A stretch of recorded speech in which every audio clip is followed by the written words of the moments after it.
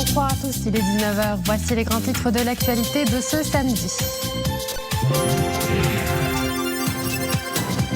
Chambre des représentants, hier, un projet de loi organique relatif au processus électoral a été voté à la majorité. Il comporte notamment l'adoption du quotient électoral calculé sur la base du nombre des citoyens inscrits sur les listes des circonscriptions électorales concernées par la répartition des sièges. Mise en échec d'une tentative de trafic de drogue internationale, près de 9 tonnes de Chira saisies suite à une opération conjointe des éléments de la Brigade nationale, de la police judiciaire et des patrouilles maritimes de la gendarmerie royale et de la marine royale. Maroc-États-Unis, les relations entre les deux pays s'accélèrent, les programmes de coopération se renforcent et se matérialisent jusque dans la péninsule de Dakhla, dans le Sahara marocain.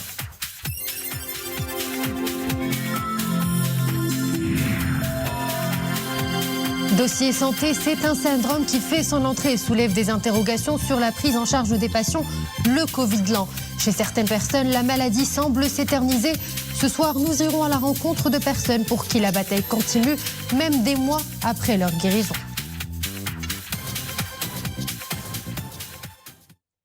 Hier soir, la Chambre des représentants a adopté à la majorité le projet de loi organique relatif à cette institution. Le texte a été approuvé par 162 voix contre 104 et une seule abstention. Le projet comporte notamment l'adoption du quotient électoral calculé sur la base du nombre des citoyens inscrits sur les listes de circonscriptions électorales concernées par la répartition des sièges. D'autres dispositions de ce projet de texte de loi avec Mohamed El-Shgar.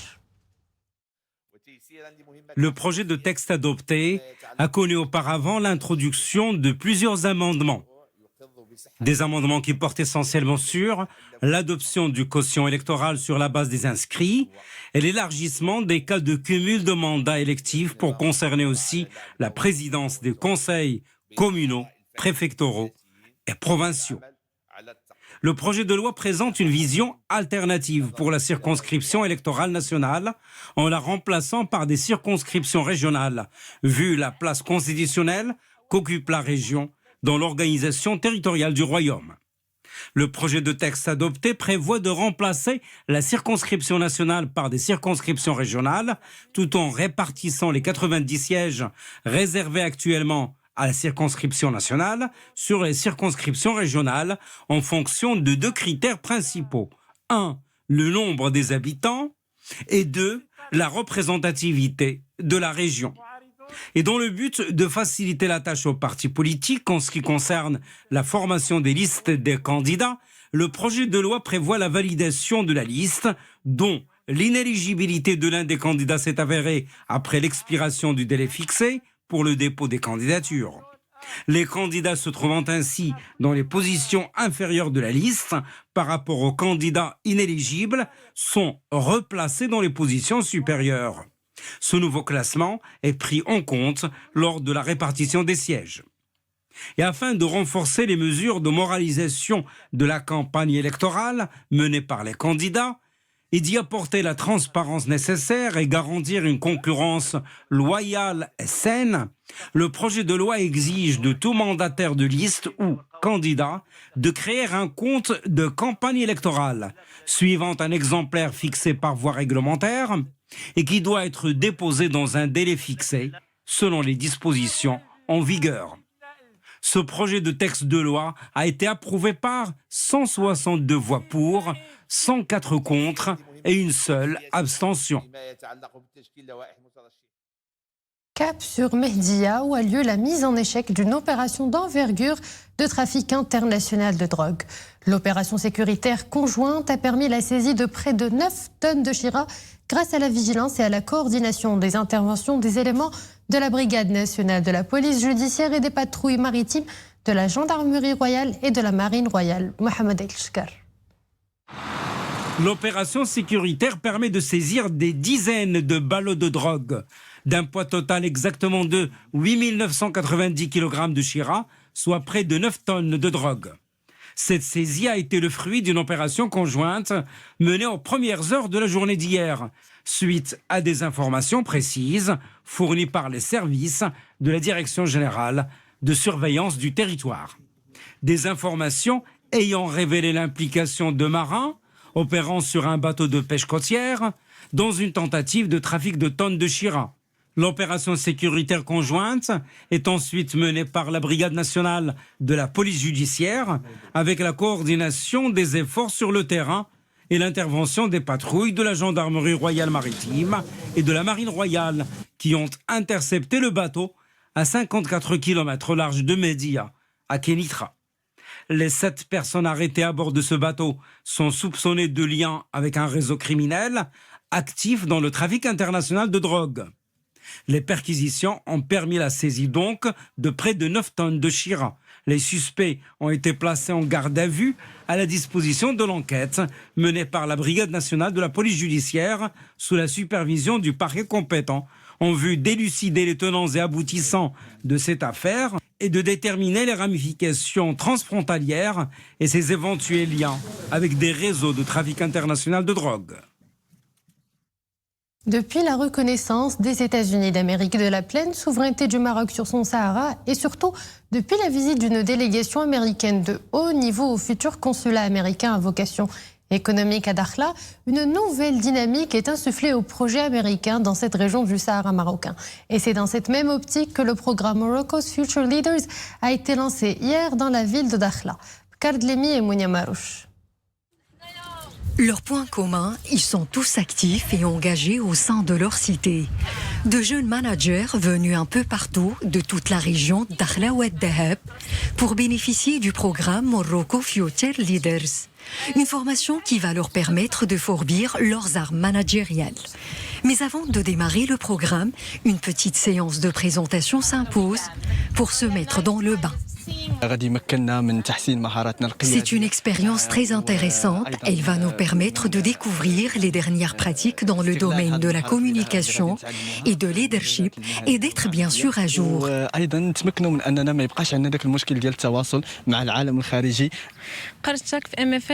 C'est un domaine qui me passionne énormément et je suis impatiente de commencer le programme, surtout que j'ai aimé son concept.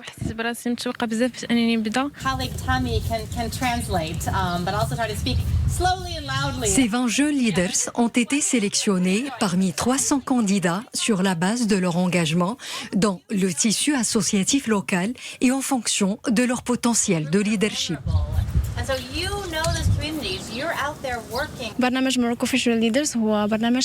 Cette initiative ambitionne de développer les compétences d'une vingtaine de jeunes très actifs dans le travail associatif pour travailler par la suite sur des projets à fort impact social et contribuer au développement de leur région. Ce programme vise à connecter donc 20 jeunes leaders avec des experts américains et marocains.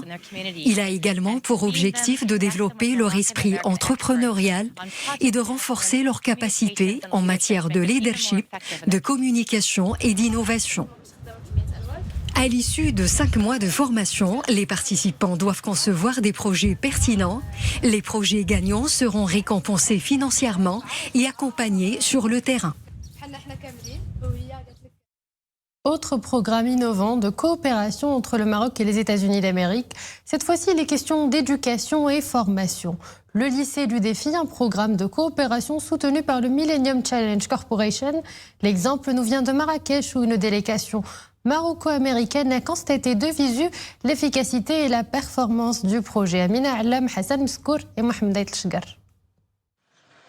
L'école publique a ses fiertés, comme dans ce lycée, dans un quartier populaire à Marrakech. Sur la table de démonstration, des robots éviteurs d'obstacles, des portes automatisées ou encore des systèmes d'arrosage automatique. Le tout, fruit d'innovateurs en herbe, des lycéens qui bénéficient et de l'encadrement et des matériaux qu'il faut. Je suis ravi d'être ici avec vous aujourd'hui pour apprendre un peu plus de notre coopération entre les États-Unis et le Maroc. J'avais l'opportunité d'avoir le programme éducatif avec le Millennium Challenge Corporation et le gouvernement marocain. C'était vraiment le plus grand honneur, c'était de voir les enfants et les élèves parce qu'ils sont vraiment intelligents. Les filles, les garçons ici sont vraiment formidables. Ils font des programmes, ils parlent anglais. et il fait des programmes en arabe, français, anglais. C'est quelque chose que je ne pouvais pas faire quand j'étais à 10 ans et c'est vraiment quelque chose à voir. Le programme financé par le Millennium Challenge Account est baptisé le lycée du défi. 90 établissements scolaires sont associés à ce programme, dont près du tiers dans la seule région de Marrakech-Safi. Nous avons un don de 450 millions de dollars et un projet de collaboration avec le gouvernement marocain. Et ce projet d'éducation secondaire, le projet, c'est un don de plus de 100 millions de dollars pour investir dans le système d'éducation secondaire ici au Maroc. Et c'est avec le ministère de l'Éducation, donc on travaille en collaboration avec le ministère sur ce projet pour le réaliser et pour piloter un projet qui va être généralisé partout au Maroc après ce projet, après le compact. La création et l'équipement de clubs de l'innovation au sein des établissements secondaires est couplée dans le cadre de ce programme à diverses autres activités. Il s'agit pour nous d'actions liées notamment à l'infrastructure, aux structures d'accueil, aux techniques informatiques, à l'enseignement des langues. Ce programme maroco-américain, appelé à devenir national, couvre pour le moment 3 régions. Marrakech-Safi, Fès Meknès et Tanger-Tétouan El-Husseima. Coopération Maroc-États-Unis toujours. À Tanger, cette fois-ci, l'ambassade des États-Unis au Maroc a accordé une subvention de 163 000 $ au profit du Center for Internship and Executive Development. Une aide précieuse dont bénéficient les jeunes entrepreneurs. Je vous propose d'écouter un des bénéficiaires. Nous sommes accompagnés pour le moment par la structure SEED MEP et ce programme aide les startups dans leur enchaînement et il répond aux problèmes de startups notamment en matière de constitution de l'idée et d'accès au marché et aussi au financement. On espère pouvoir accéder au marché dans les meilleures conditions. Santé à présent, nous vivons depuis un an à l'ère du Covid. Beaucoup de personnes ont contracté le virus et en guéri, mais décidément, ce virus ne cesse de nous surprendre, car chez quelques personnes, la maladie persiste 3 mois après leur guérison. Aujourd'hui, nous braquons les projecteurs sur un syndrome peu connu sous nos cieux, mais d'en souffrirait selon l'OMS une personne sur 10. Le Covid lent, ou comme préfèrent l'appeler les spécialistes, le syndrome post-Covid. Covid lent, quand la maladie s'éternise, c'est un reportage signé Moussaf Mziani, Hamza Sayeh et Nisrine El-Hamdaoui. Elle a vaincu la forme la plus grave du Covid-19.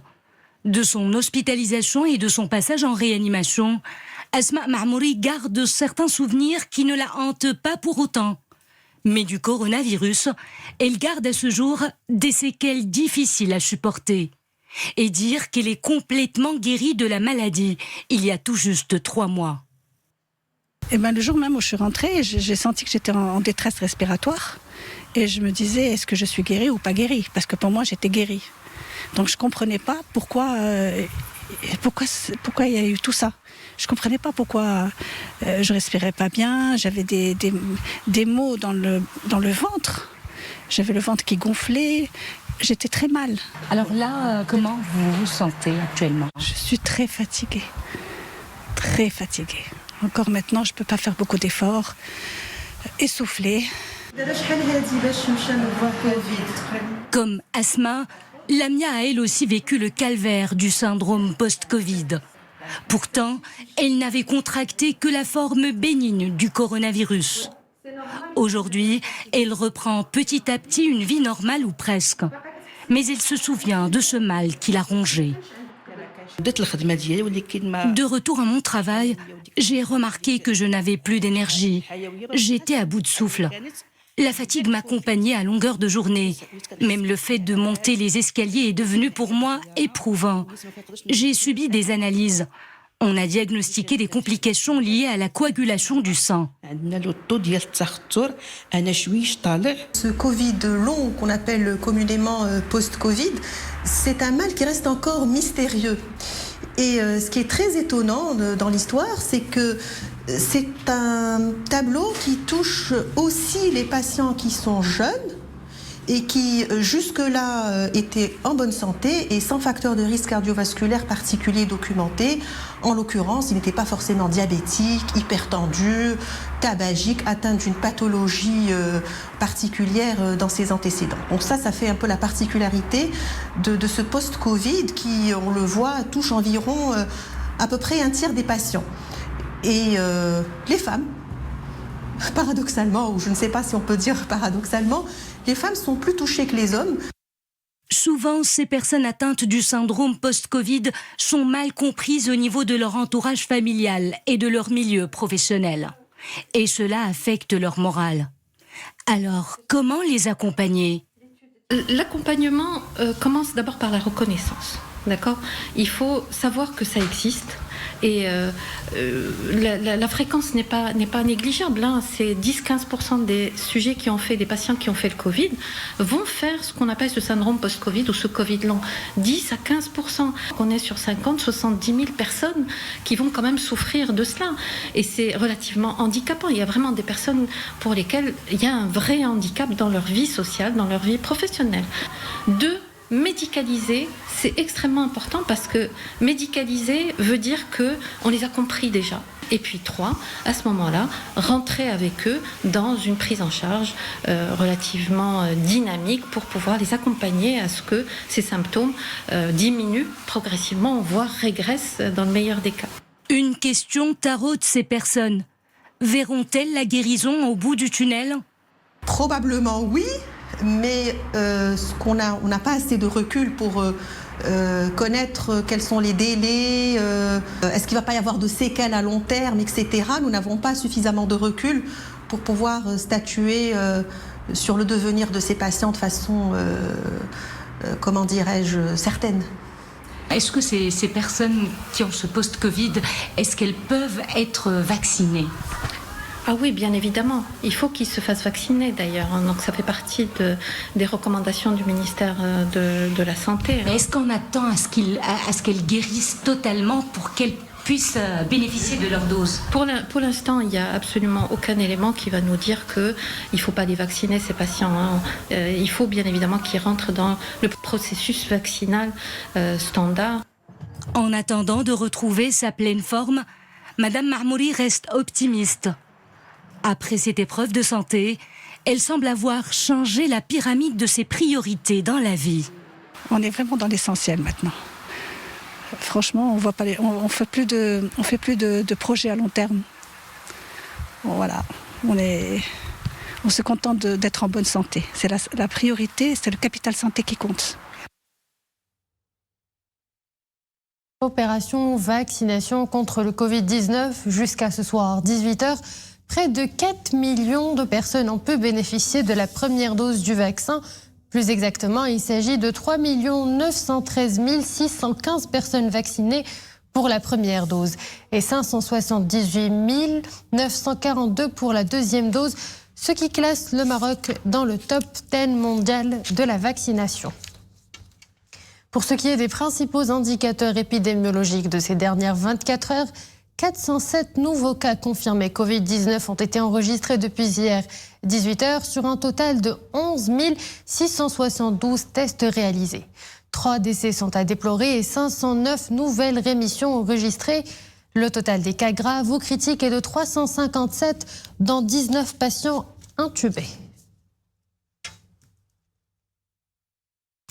Dans la province de Tétouan, les fortes pluies enregistrées depuis le début de la semaine se poursuivent. Résultat, des crues et inondations sont provoquées. D'importants dégâts matériels sont enregistrés. Des maisons inondées. Le débordement des flots sur les avenues a fortement perturbé la circulation, notamment sur l'axe de Tétouan-Mdiq-Fnedak. Météo toujours entre hier soir et ce matin, une bonne partie du royaume a été arrosée. À Qsar Sghir, 80 mm de pluie ont été relevés, 51 mm à Tétouan, 42 mm à Nouasser, 37 mm à Safi, à Bni Mellalville, 22 mm de pluie, 19 mm à Khribga, 22 mm à Fez, 11 mm à Knetra, à Meknes, 10 mm à Moulay Yaqoub et à Ifranville, 10 mm. 3 mm plus tôt à Rabat Salé et 2 mm à Knetra.